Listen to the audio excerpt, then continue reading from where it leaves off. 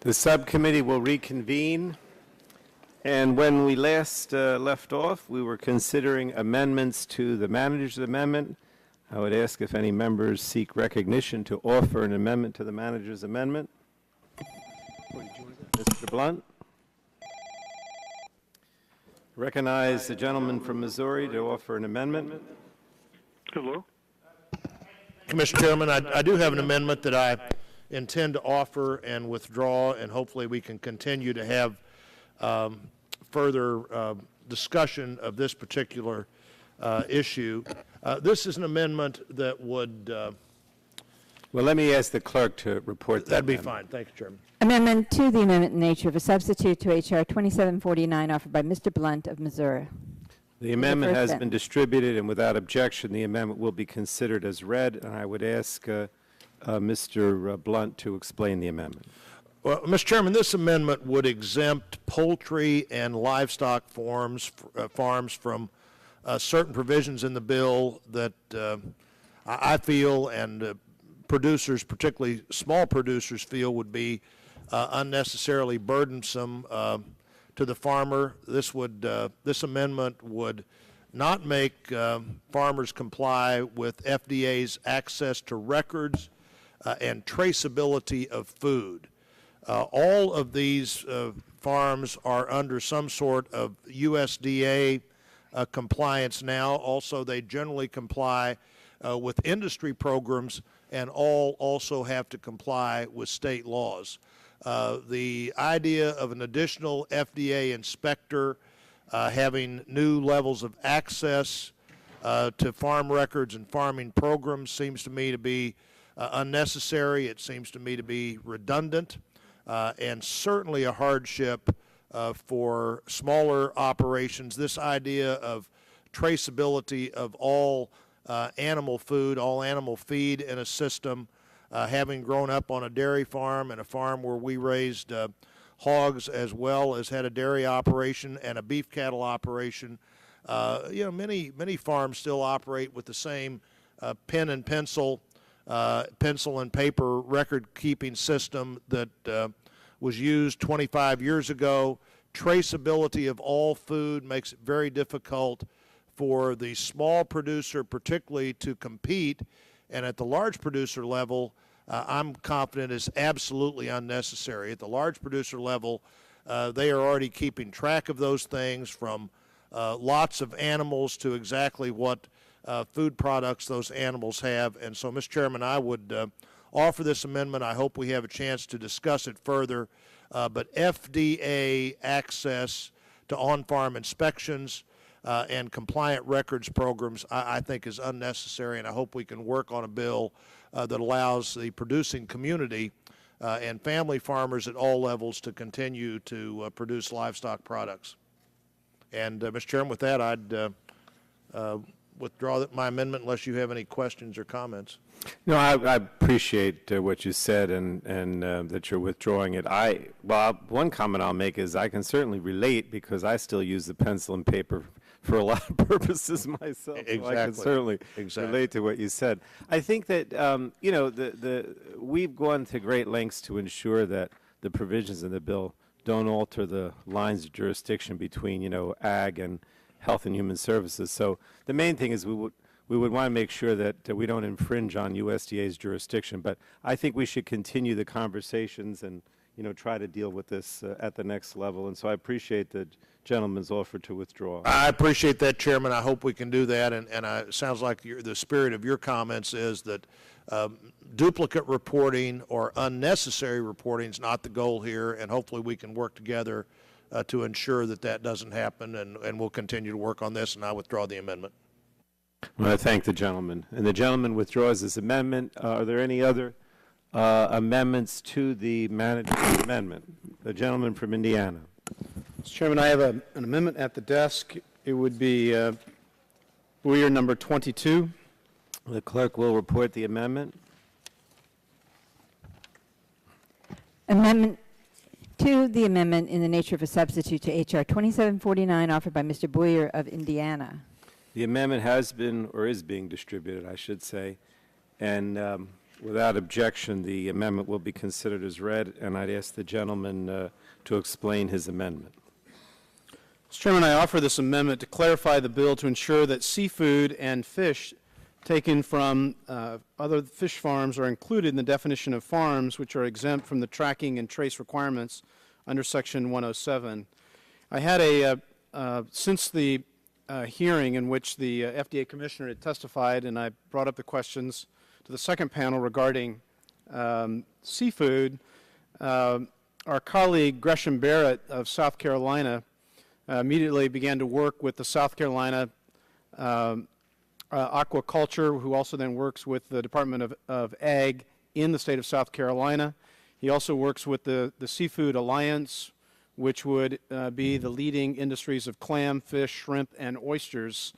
And he raised some pretty strong concerns to me about the definition of farm and whether that, as interpreted by FDA, and how that would be utilized in the implementation in your draft.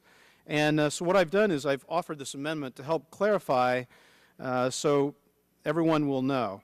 So when asked in the follow-up question whether definition of farms in your bill would include oyster beds, rice farms, cranberry farms, fish farms, crustacean farms, the reply was by the FDA Commissioner was yes, if they meet the definition of farm, a term which she defined under 21 CFR 1.328 as, quote, a facility in one general physical location devoted to growing and harvesting of crops, the raising of animals, including seafood. Well, I think that when you look at what's in the CFR and in the reg and then try to lay it with the overlay or the framework for which you have in your bill, I have some mental challenges that I go through. Dr. Homburg further stated that under the discussion draft we had in the hearing last week, it's not clear what linkage would be between the work of NOAA, the National Oceanic Atmospheric Administration, and the traceability program for seafood. And in her written response to me, she said that FDA can explore with our NOAA colleagues the possibility for leveraging the resources and capabilities of the two agencies through MOUs and other appropriate arrangements. So they're trying to figure out how to work this through their present definition and further if they try to implement your bill.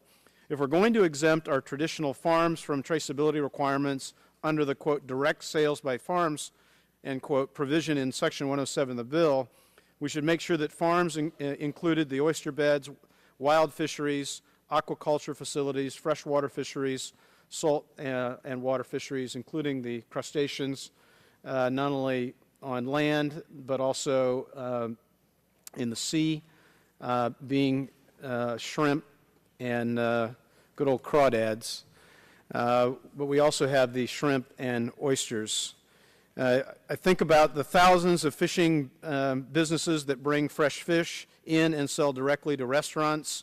We must ensure that these operations are not subject to the tracking requirements, just as traditional farming operations are not subject to these requirements. And so this amendment builds on the comments of Dr. Homburg's remarks and simply clarifies that seafood and other fisheries would be exempt from the track and trace requirements of the bill. I yield back. Well, let me I'll recognize myself for 5 minutes. You know, I'm sensitive to what the gentleman is saying because I represent a coastal district and we have I don't know that we don't have any fish farms, but we have a lot of fishing. But I believe that this is already covered. You know, you read that section, which I believe would cover the situation you're describing. But there may be aspects of the definitions that need to be clarified, and so I would be willing to consider discussing this further with the gentleman if as we move towards the full committee, if he's willing to withdraw the amendment. I think it's covered, but I understand where you're coming from, and being that I represent a coastal district, I would want to make sure that we're doing what we should. So I would ask the gentleman if he would consider. Very good. Well, given that, Mr. Chairman, I will withdraw the amendment and look forward to working with you. I thank the gentleman. The amendment is withdrawn. Do we have any other amendments to the manager's amendment? I do. Time? Gentleman from Indiana is recognized.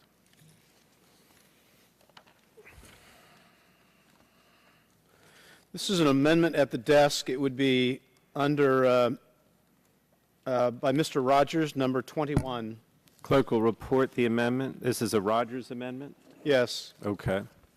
So I'm offering this amendment on behalf of Mr. Rogers. And really, it's a, oh, I'm sorry. We're ready. Go ahead. Should I report the amendment? Yes, if the clerk would report the amendment. Amendment, amendment to the amendment in the nature of a substitute to H.R. 2749 offered by Mr. Boyer on behalf of Mr. Rogers of Michigan. Insert after Section 4 the following. The amendment is being distributed, and without objection, the amendment will be considered as read. And I would ask Mr. Boyer to explain the amendment on behalf of Mr. Rogers. I think what Mr. Rogers, what he brought up when we did the bill, Mr. Waxman's bill regarding tobacco, was he was greatly concerned, and I think all members have been concerned about the stress that we, the Congress, over the last 25 years have placed upon FDA. They have their core missions, yet we continue to place many requirements upon them, and we recognize that this is one of the agencies of government that is truly stressed and under-resourced. And recognizing that, we were given assurances, this committee was given assurances during Mr. Waxman's markup on the tobacco legislation, that there would be sufficient monies in the tobacco bill to ensure that as that new requirement is as the new requirement stands up within FDA, that other functions within FDA are not harmed. And so I think that's why Mr. Rogers has drafted this amendment. And it simply states, the Secretary of Health and Human Services and the Commissioner of Food and Drugs shall not transfer any employee from the Center of Food Safety and Applied Nutrition to any center, agency, or office responsible for regulating tobacco products. So we want to make sure that the people that we have can actually do the core missions of the FDA and do not transfer this over to the new functions regarding the regulation of tobacco. With that, I yield back. Let me recognize myself for 5 minutes. First of all, I definitely remember that during the tobacco hearing and markup that the gentleman repeatedly expressed concern over the stress that might be placed on the FDA. We have no intent of transferring any of the resources from the foods program to any other part of the FDA, including the tobacco program, and the fees in the bill are directed specifically to food safety activities. Also, as I responded to the gentleman during the tobacco bill debate, the tobacco program is fully funded with its own fees and resources. However, with that said, we're happy to work with you on language to clarify this intent and to try to address your concerns, which I know you've made many times. And so with that, I'd ask the gentleman, I guess again on behalf of Mr. Rogers, to withdraw his amendment. Given your spirit of cooperation on behalf of Mr. Rogers, I withdraw his amendment. I thank the gentleman, and the Rogers amendment is withdrawn at this time. Any other member have any amendments? The gentleman from Georgia, Mr. Gingrey. Mr. Chairman, I have an amendment at the desk. And the clerk will report the Gingrey amendment. Amendment to the amendment in the nature of a substitute to H.R. 2749 offered by Mr. Gingrey of Georgia. Add at the end of the following new section and make such conforming amendments as may be necessary. The amendment has been distributed, and without objection, the Gingrey amendment will be considered as read, and I'd ask the gentleman from Georgia to explain it. Thank you, Mr. Chairman. I do have an amendment that I'm offering, but I do intend also to ask unanimous consent to withdraw it. However, I'd like to use the time to discuss an issue that I'd like to bring to the subcommittee's attention so it can be addressed before this bill goes to the full committee. First, I'd like to thank you, Mr. Chairman, for working in a very bipartisan way in crafting this legislation. This bill exemplifies the policy accomplishments that can be made when partisan politics are put aside in order to work for the true benefit of the American people, particularly in the realm of food safety. The amendment in the nature of a substitute addresses a number of the concerns that were raised by my colleagues, but despite the progress on this legislation, I still have some concerns that may have a profound effect on our agricultural community, and that's why I've chosen, Mr. Chairman, to offer this amendment. Sections 106 and 203 of the underlying bill give fairly broad inspection authority to the FDA, and this may have a direct impact on our growers and livestock producers. In particular, this has the potential of opening on-farm inspections to the jurisdiction of the FDA. The USDA, the United States Department of Agriculture, and individual state agricultural departments already work diligently with their experts to inspect our farms to ensure their safety. In my district alone, the USDA inspects over 2,400 cattle farms, nearly 600 poultry farms, and over 80 hog farms. And I fear that authorizing funding for the FDA to enter this same arena would be duplicative in nature and potentially cause an unneeded burden on agribusiness. Furthermore, additional resources for the FDA and on-farm inspections will likely divert those precious funds away from other important areas of food safety that the FDA regulates. So this amendment would simply add language that exists in companion legislation on food safety in the Senate. It would create, through statutory language, the needed distinction that would allow both the USDA to continue to use its expertise in inspecting facilities, especially when it comes to livestock, and the FDA, of course, to focus on the areas of food safety where that agency can excel. It is my hope that as this legislation moves forward, we can continue the spirit of bipartisanship that is evident on this bill and work to codify the distinction and collaboration between FDA and USDA that should exist for our farmers and livestock producers. Mr. Chairman, thank you for your willingness to work on this important issue that will affect a number of farmers and livestock producers. I look forward to continuing to work on this important distinction between USDA and FDA. I'm going to yield back the balance of my time, and when it's appropriate, Mr. Chairman, I will ask unanimous consent to withdraw the amendment. Well, I want to thank the gentleman and recognize myself for 5 minutes. I do want to take a look at this, and I do, I share some of your concerns.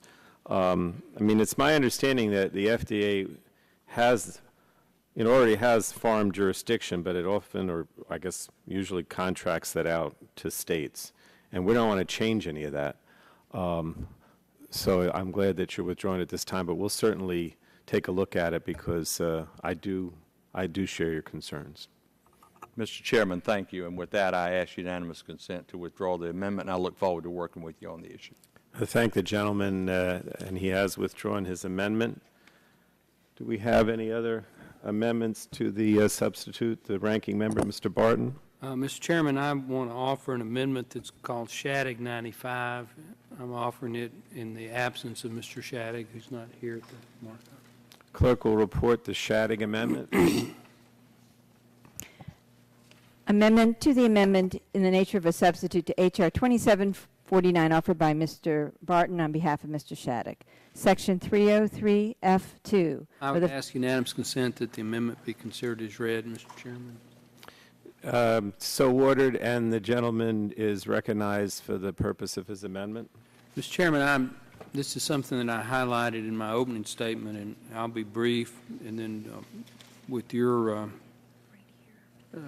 acknowledgement that you'll work on this between now and full committee, Mr. Shadegg and I are very prepared to withdraw this so we can continue to work on it.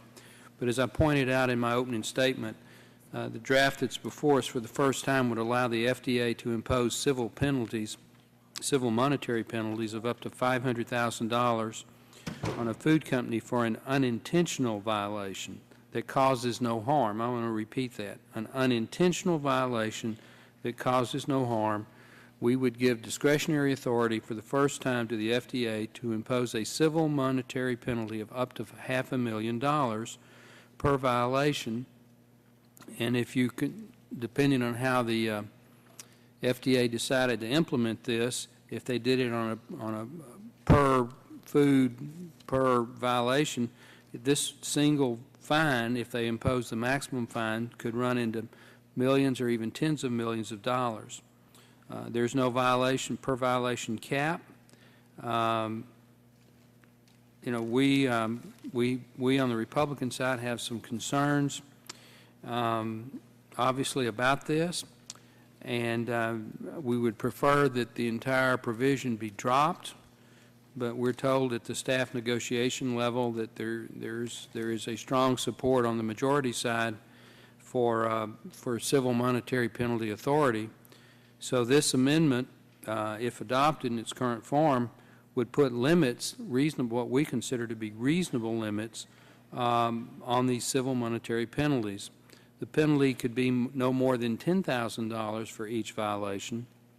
For a violation that involves gross, negligent, or intentional conduct, the FDA could impose penalties of up to $100,000 for individuals and $500,000 for a company. It would also impose a cap per violation of $1 million per proceeding. So this amendment is a halfway point. It does allow the FDA the authority to impose civil monetary penalties, but it puts what we think to be some very reasonable limits on those penalties, and we would ask that the majority consider it, if not now, between now and full committee. With that, I'd be happy to yield to the chairman for whatever comments he wishes to make. I want to thank Mr. Barton. This is definitely something that we'd like to work with you on. I mean, and so I appreciate, both your offering it and offering to withdraw it, because we will work on it as we move forward. But I just did want to say that we do think it's important that FDA have these penalties in place, because right now they can impose penalties for certain drug and device offenses, but not in cases where food facilities fail to meet certain requirements. And we had that PCA contaminated peanut case where there was clear evidence of misconduct, but the FDA had no authority to impose civil monetary penalties on the facility or its managers. So the civil penalties are important, but I do recognize what the gentleman's saying, and so as the gentleman has agreed to withdraw, we'll definitely work on this as we move forward. With that understanding, Mr. Chairman, I withdraw the amendment. I want to thank the gentleman. The amendment is withdrawn. And let me ask if we have any other amendments to the manager's amendment. Mr. Deal. Mr. Chairman, I have one that's called Record Keeping 001. Clerk will report the Deal amendment. Amendment to the amendment in the nature of a substitute to H.R. 2749 offered by Mr. Deal. In Section 414B of the Federal Food, Drug, and Cosmetic Act, as amended by Section 106B, strike the secondary... Consent be considered as read. Without objection, so ordered. The amendment will be considered as read, and the gentleman is recognized on his amendment. Thank you, Mr. Chairman. This would strike a sentence under 106B that says the Secretary may require such persons to maintain such records in a standardized electronic format. Now, we know that everything is moving in that direction, but there are still those in the production and in the processing chain that do not maintain all records in that format. Things like having a log for employees when they wash their hands, or time temperature logs. They're generally handwritten, and especially for smaller producers or processors, many of their records are not in electronic format. I would ask that you consider this. I will withdraw it if there is an indication that you're willing to let's try to refine this language, because I think it may have some unintended consequences, and I think we can work it out if you'll be agreeable to doing that. I would yield. Certainly, I've heard your concerns, Mr. Deal, and we're very willing to work with you as we move forward on this. Thank you, and I'll withdraw the amendment and look forward to working with you on that before full committee markup. Okay, I want to thank the gentleman. The amendment is withdrawn. Are there any further amendments? Okay, hearing none, we'll proceed.